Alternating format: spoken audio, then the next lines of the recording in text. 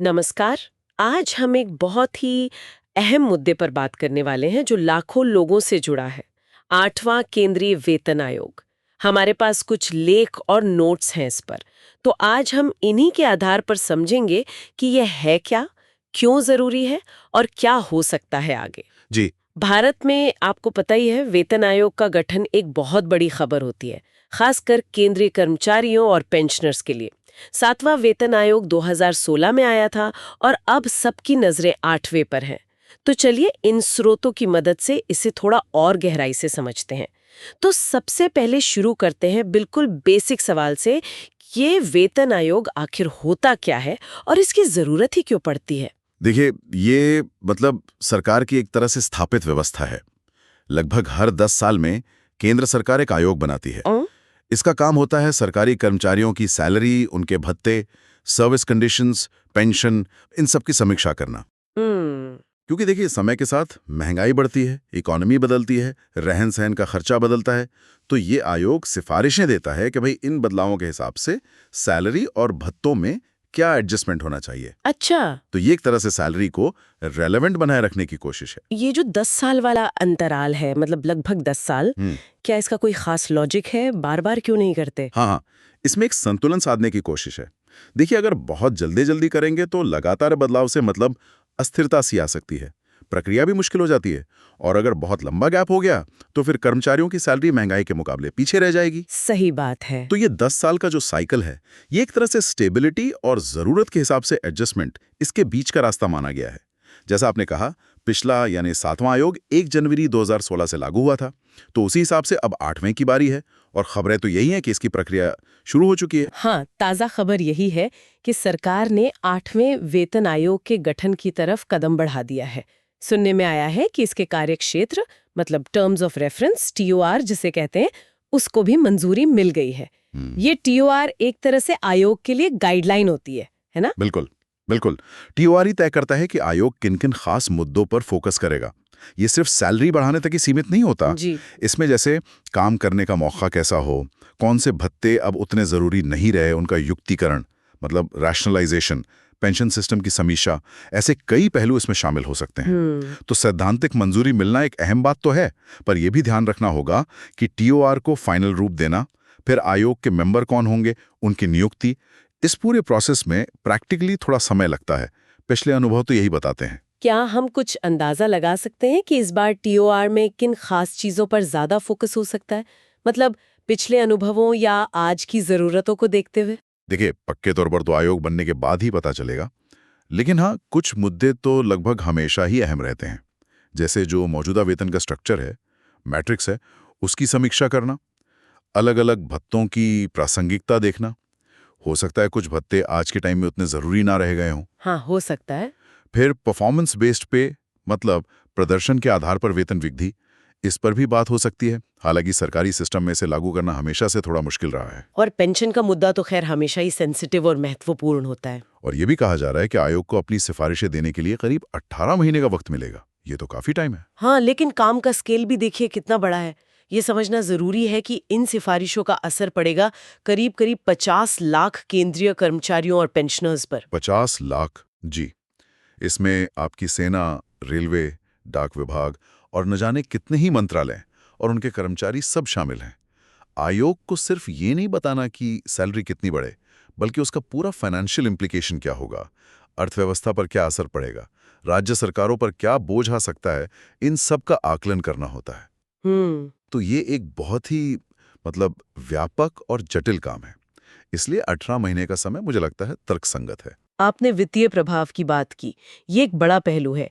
किन मुख्य वित्तीय और आर्थिक चीजों पर आयोग ध्यान देगा? हाँ, मुख्य रूप से आप समझिए 3-4 बातें।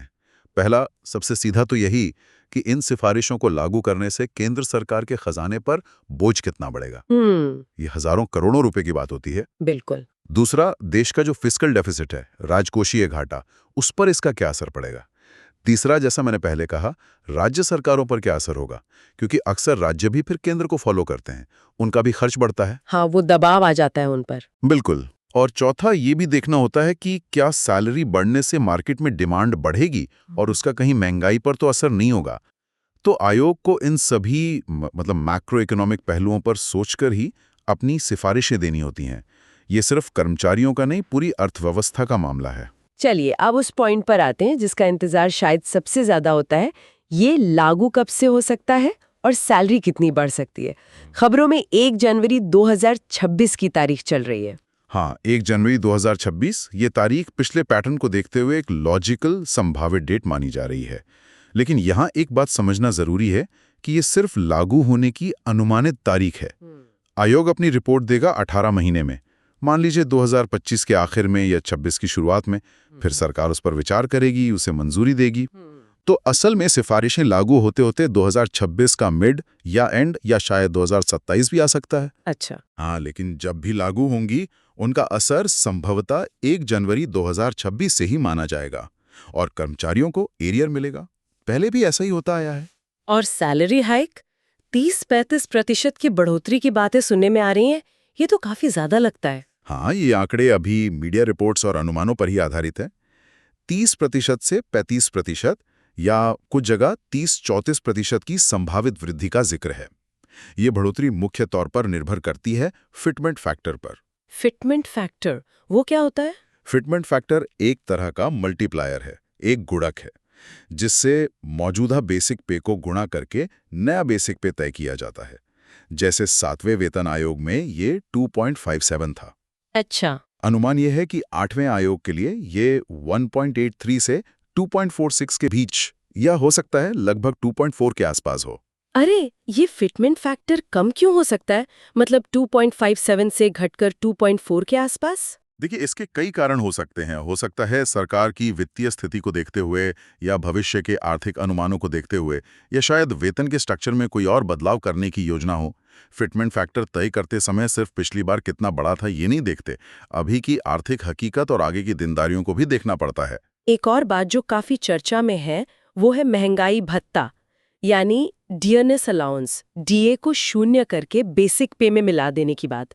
इसका क्या मतलब है? हाँ, ये एक बहुत महत्वपूर्ण मतलब टेक्निकल बदलाव हो सकता है। हाँ। अभी क्या होता है, डीए बेसिक पे के ऊपर एक परसेंटेज के तौर पे मिलता है और साल में 2 बार रिवाइज होता है। जी। अगर डीए को बेसिक पे में ही मिला दिया जाता है, मतलब डीए को 0 कर दिया जाता है, तो नया बेसिक पे काफी बढ़ जाएगा।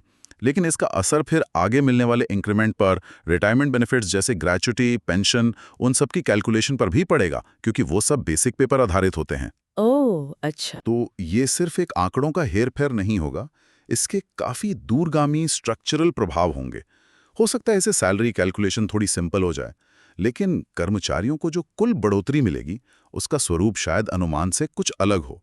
ये देखना होगा आयोग क्या सिफारिश करता है इस पर। तो मतलब कुल मिलाकर सैलरी कितनी बढ़ेगी ये कई चीजों पे डिपेंड करेगा। फिटमेंट फैक्टर क्या होगा और डीए का क्या होता है? बिल्कुल, इसीलिए जो 30-35% का अनुमान है ना, उससे अभी एक मोटे तौर पर ही देखना चाहिए। फाइनल पिक्चर तो आयोग की सिफारिशें आने पर ही साफ होगी। अब ये समझते हैं कि इसका असर पड़ेगा किन किन लोगों पर। सबसे पहले तो जाहिर है केंद्र सरकार के कर्मचारी। हाँ, सभी रेगुलर सेंट्रल गवर्नमेंट एम्प्लॉयज, चाहे वो डिफेंस में हो, रेलवे में, पोस्ट ऑफिस में या अलग अलग मंत्रालयों और उनसे जुड़े संगठनों में। ये संख्या, जैसा मैंने कहा, करीब 50 लाख के आसपास है। और पेंशनर्स भी शामिल है इसमें? हाँ, बिल्कुल। जो केंद्र सरकार से रिटायर हो चुके हैं, पेंशन ले रहे हैं, वो भी इसके दायरे में आते हैं। उनकी पेंशन भी नए फॉर्मूले के हिसाब से रिवाइज होती है। ये भी एक बहुत बड़ी संख्या है। तो कुल मिला के देखें तो करोड़ों लोग सीधे सीधे प्रभावित होते हैं इससे। और राज्यों पर असर की जो बात आपने पहले कही थी, क्या सभी राज्य इसे अपना लेते हैं फिर? देखिए, ये जरूरी नहीं है कि सभी राज्य से तुरंत और बिल्कुल वैसा का वैसा अपना लें। कई राज्य केंद्र की सिफारिशों का इंतजार करते हैं, फिर अपनी फाइनेंशियल कंडीशन और पॉलिटिकल प्रायोरिटीज के हिसाब से फैसला लेते हैं। कुछ राज्य अपनी अलग वेतन समिति भी बना लेती हैं, जो केंद्र की सिफारिशों को एक आधार मानती हैं। अच्छा। जो बड़े राज्य हैं, आर्थिक रूप से मजबूत हैं, वो शायद जल्दी अपना लेते हैं। कुछ राज्यों को समय लग सकता है या वो शायद थोड़ी कम बढ़ोतरी दें। तो इसका असर राज्यों पर एक जैसा नहीं होता, पर हाँ, एक बेंचमार्क जरूर सेट हो जाता है, जिसका दबाव राज्य सरकारों पर भी आता है। इतनी बड़ी प्रक्रिया है तो इसकी अपनी चुनौतियां भी होंगी। सबसे बड़ी चुनौती तो शायद फाइनेंशियल बोझ ही है ना? निश्चित रूप से सैलरी और पेंशन जो हैं वो सरकार के रेवेन्यू एक्सपेंडिचर यानी राजस्व व्यय का एक बहुत बड़ा हिस्सा होते हैं। इसमें कोई भी बड़ी बढ़ोतरी सरकार के बजट पर सीधा दबाव डालती है। सरकार को फिर उसके लिए या तो रिसोर्स जुटाने पड़ते हैं या कहीं और खर्च में कटौती करनी पड़ती है। ये हमेशा एक बड़ा बैलेंसिंग एक्ट होता है। क्या ऐसा भी हो सकता है कि सैलरी बढ़ाने के साथ साथ कुछ पुरानी सुविधाओं या भत्तों में कटौती कर दी जाए ताकि कुल बोझ थोड़ा कम हो सके? हाँ, ये एक संभावना हमेशा रहती है। इसी को युक्तिकरण या रैशनलाइजेशन कहते हैं। आयोग ये देख सकता है कि क्या कुछ भत्ते ऐसे हैं जो अब उतने रेलेवेंट नहीं रहे या उनका शायद गलत इस्तेमाल हो रहा है। उनमें कटौती या उनको रीस्ट्रक्चर करने की सिफारिश की जा सकती है। अच्छा। अब ऐसा करने से हो सकता है कुछ कर्मचारियों को लगे कि उनका कोई खास फायदा कम हो गया, लेकिन सरकार को ओवरऑल फाइनेंशियल मैनेजमेंट के नजरिए से ऐसे कदम उठाने पड़ सकते हैं। ये आयोग के सामने एक मुश्किल काम होगा, कर्मचारियों के उम्मीदों और फाइनेंशियल सच्चाई के बीच तालमेल बिठाना।